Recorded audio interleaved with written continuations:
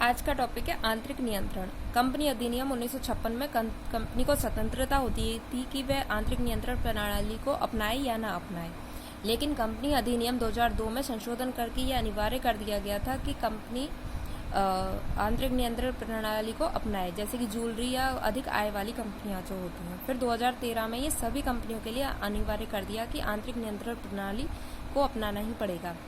अब आंतरिक नियंत्रण प्रणाली होता क्या? आंतरिक नियंत्रण व्यवहारिक जोखिमों से तथा संपत्ति की सुरक्षा हेतु कार्यों को निर्धारित प्रक्रिया से संचालित करने की नियंत्रणकारी प्रक्रिया को आंतरिक नियंत्रण कहते हैं। ये 2 नंबर का क्वेश्चन आ सकता है 15 शब्दों में उत्तर लिखने के लिए, तो सीधा सीधा इसका आंसर है। अगला क्वेश्चन ऐसे इसका आंतरिक नियंत्रण के उद्देश्य पूछे जा सकते हैं। तो आंतरिक नियंत्रण के उद्देश्य होते हैं निर्धारित उद्देश्यों को निर्धारित प्रक्रिया से प्राप्त करने के लिए। पहला इसका उद्देश्य अशुद्धि व कपट का पता लगाकर उन्हें रोकना, कार्यों का उचित विभाजन, प्रबंधकों में उत्तरदायित्व की भावना का विकास, कर्मचारियों की कार्यकुशलता में वृद्धि। अब आंतरिक नियंत्रण में 2 चीजें होती हैं, पहला आंतरिक निरीक्षण और दूसरा आंतरिक अंकेक्षण। आंतरिक निरीक्षण होता है, आंतरिक निरीक्षण में कंपनी द्वारा अपने सभी महत्वपूर्ण विषयों को जिनमें कपट एवं गलती की संभावनाएं ज्यादा होती हैं उनके उत्तरदायित्व किसी एक व्यक्ति या प्रबंधक को ना देकर उनका बंटवारा कर दिया जाता है कई लोगों में। जैसे एक व्यक्ति किसी कार्य को करता है तो दूसरा व्यक्ति उसके किए गए कार्य की जांच करेगा, फिर अपना कार्य करेगा।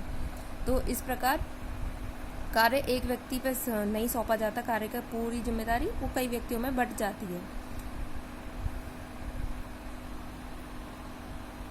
कार्य का विभाजन कर्मचारियों की योग्यता अनुभवों को देखकर किया जाना चाहिए। भारी अंकेक्षक द्वारा यह अवश्य जांचा जाना चाहिए कि कंपनी के प्रबंधकों द्वारा किया गया कार्य का विभाजन ठीक प्रकार से किया गया है या नहीं। जिन लोगों को कार्य सौंपा गया था क्या वे सभी योग्य थे, ये सब चीजें जानकारी होनी चाहिए। जो बाहर से ऑडिट आती है वो सब चीजें चेक करती है, योग्य व्यक्ति था या नहीं, अनुभवी था या नहीं, या कार्य जो सौंपा गया वो सही सौंपा गया है, गलत व्यक्ति को सौंपा गया। तो आंतरिक निरीक्षण के लिए जैसे कि कोई काम करना है, जैसे कुछ माल क्रय करना है, तो कंपनी माल को क्रय करने के लिए 5 व्यक्तियों में काम बांटेगी। जैसे पहला माल की आवश्यकता की जांच करेगा एक व्यक्ति, फिर दूसरा व्यक्ति उस व्यक्ति के काम की जांच करेगा, और फिर उसका दूसरे का खुद का काम होगा माल की सप्लाई करने वाली संस्थाओं का पता लगाना। फिर तीसरा व्यक्ति दूसरे व्यक्ति का कार्य चेक करेगा, और तीसरा व्यक्ति का कार्य होगा जिस कंपनी का माल नियमानुसार उसे सही लगे उसे ऑर्डर देगा। फिर चौथा व्यक्ति जो माल की प्राप्ति करेगा, लेकिन वो तीसरे व्यक्ति के काम की जांच भी करेगा। फिर 5वां व्यक्ति भुगतान की व्यवस्था करेगा और चौथे व्यक्ति के काम की जांच भी करेगा।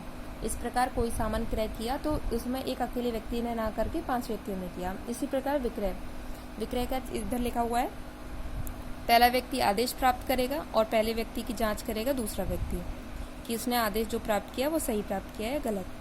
फिर दूसरा व्यक्ति माल की जांच व भुगतान की शर्तों का निर्धारण करेगा और इसके काम की जांच भी कर ली इसने। और फिर तीसरा व्यक्ति माल को गोदाम से निकलवाने का काम निकलवाएगा और इसके कामों की जांच भी करेगा दूसरे व्यक्ति की। और ऐसी चौथा व्यक्ति बीजक, उधार या कैश रसीद या BR बिल तैयार करेगा और तीसरे व्यक्ति के काम की जांच भी करेगा। फिर उसके तैयार होने के बाद 5वां व्यक्ति चौथे व्यक्ति के काम की जांच करेगा और माल की सुपुर्दगी देगा।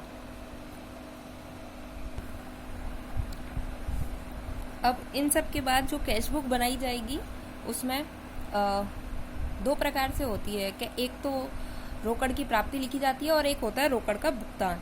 तो कैश बुक या रोकड़ बही, व्यवसाय के लिए रोकड़ पर नियंत्रण सबसे अधिक महत्वपूर्ण कार्य होता है। व्यवसाय का स्वामी सबसे ज्यादा ध्यान रोकड़ के मामलों में ही रखता है क्योंकि यहाँ कपट की संभावनाएं सबसे ज्यादा होती हैं। रोकड़ संबंधी कार्यों को 2 भागों में बांटा जाता है, एक होता है रोकड़ की प्राप्ति और एक होता है रोकड़ का भुगतान। तो रोकड़ की प्राप्ति आंतरिक निरीक्षण एवं रोकड़ की प्राप्ति के लिए ऑडिटिंग में 3 भाग कर दिए जाते हैं। तो रोकड़ की प्राप्ति में नकद प्राप्त हो सकता है, विनिमय विलेखों से प्राप्त हो सकता है या डीलर नेटवर्क से प्राप्त हो सकता है। ऐसी सेम भुगतान में भी रोकड़ भुगतान जो होता है वो नकद प्राप्त हो सकता है, विनिमय विलेखों से भुगतान हो सकता है या डीलर नेटवर्क के या एजेंसियों के माध्यम से भी रोकड़ भुगतान हो सकता है। जब नकद प्राप्त होता है कैश तो कंपनी द्वारा अपने कुछ कर्मचारियों को नकद लेन देन के संदर्भ में भुगतान प्राप्त करने की स्वीकृति दी जाती है और वह नकद में सभी भुगतान स्वीकार करता है। इसके पास किसी अन्य माध्यम से भुगतान प्राप्त करने का अधिकार नहीं होगा, यानी वो सिर्फ कैश लेगा, बिल ऑफ एक्सचेंज का यूज नहीं कर सकता। जैसे कोई व्यक्ति चेक से देना चाहे तो पेमेंट वो नहीं ले सकता। दूसरा होता है विनिमय विलेखों से, यानी बिल ऑफ एक्सचेंज से। यदि भुगतान की प्राप्ति चेक, ड्राफ्ट, मनी ऑर्डर, विनिमय बिल, प्रतिज्ञा, IPO यानी इंडियन पोस्टल ऑर्डर या ऐसे ही किसी विलेख से भुगतान प्राप्ति होती है तो सभी राशि दूसरे व्यक्ति द्वारा प्राप्त की जाएंगी, कैश प्राप्त करने वाले व्यक्ति द्वारा नहीं। तीसरा, डीलर नेटवर्क से भुगतान प्राप्ति। बड़े व्यवसायों में एक व्यक्ति को सभी डीलर्स या एजेंट्स द्वारा बेचे गए माल का भुगतान प्राप्त करने का उत्तरदायित्व दिया जाता है। अब जैसे रोकड़ की प्राप्ति के संदर्भ में विभाजन कर देने से कर्मचारियों में उत्तरदायित्व का विकास होता है तथा वे सभी अपने अपने कार्यों के प्रति जिम्मेदार रहते हैं। यहाँ रोकड़ के कार्य का विभाजन कर देने से कपट और अशुद्धियों की संभावनाओं को कम कर सकते हैं। नेक्स्ट है रोकड़ का भुगतान। तो रोकड़ का भुगतान कैश, जब कंपनी कैश में माल क्रय करती है तो इसका भुगतान की जिम्मेदारी किसी एक व्यक्ति को दे दी जाती है। बिल ऑफ एक्सचेंज के माध्यम से करी जाती है तो किसी अन्य व्यक्ति को जिम्मेदारी देती है। तीसरा, एजेंसी के भुगतान के संदर्भ में यदि कंपनी किसी अन्य संस्था का माल विक्रय करती है तो उसके भुगतान के लिए किसी अन्य व्यक्ति को उत्तरदायित्व दिया जाता है। रोकड़ की प्राप्ति एवं कैश का भुगतान दोनों ही स्थिति में यदि व्यापार का स्तर बड़ा हो तो वहां पर विनिमय साध्य विलेख के लिए डाक से भुगतान प्राप्ति के लिए किसी एक व्यक्ति को नियुक्त किया जाता है। तो वहां वर्गीकरण 4 होंगे।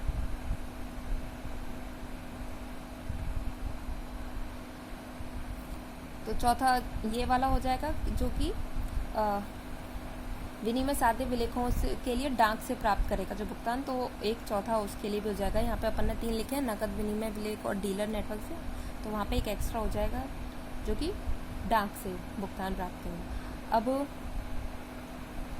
जनरल प्रॉपर, मुख्य जनरल के संदर्भ में आंतरिक निरीक्षण करते समय ऑडिट में कोई निश्चित प्रक्रिया निर्धारित नहीं है क्योंकि इसके साक्ष्य बहुत विश्वसनीय नहीं होते। सामान्य तौर पर इसकी जांच निम्न आधारों पर की जाती है। जैसे जनरल प्रॉपर में वो लिखे जाते हैं जो इनमें से निम्न में ऊपर जितने भी उनमें नहीं आता। तो जब माल चोरी हो जाए तो FIR की कॉपी देख ली जाएगी। जब माल आग से जल जाए तो इंश्योरेंस या बीमा कंपनी के क्लेम के अनुसार जांच कर ली जाएगी। यदि दान करता है तो किसी कंपनी को, जैसे हमने किसी संस्था को दान किया तो उससे प्रमाण पत्र प्राप्त करके कर लिया जाएगा जांच उसकी। और यदि सैंपल पर माल बांटा है तो उसका भी उच्च अधिकारियों द्वारा दिए गए प्रमाण पत्र को देखकर जांच कर ली जाएगी। अब आंतरिक निरीक्षण के उद्देश्य क्या हैं? कर्मचारियों को सावधान करने के लिए। पहला, आंतरिक निरीक्षण के आधार पर कर्मचारी कार्य करते समय पूर्ण रूप से सावधान रहेगा ताकि किसी प्रकार की गलती ना हो जाए। इससे उसमें उत्तरदायित्व व जिम्मेदारी की भावना उत्पन्न होती है। कपट व अशुद्धियों को ढूंढना, बाहरी ऑडिटर की सहायता के लिए भी आंतरिक निरीक्षण हो जाता है जिससे कि बाहर से जो ऑडिटर आया उसके लिए भी हेल्प हो जाए ऑडिट करने में, जांच करने में।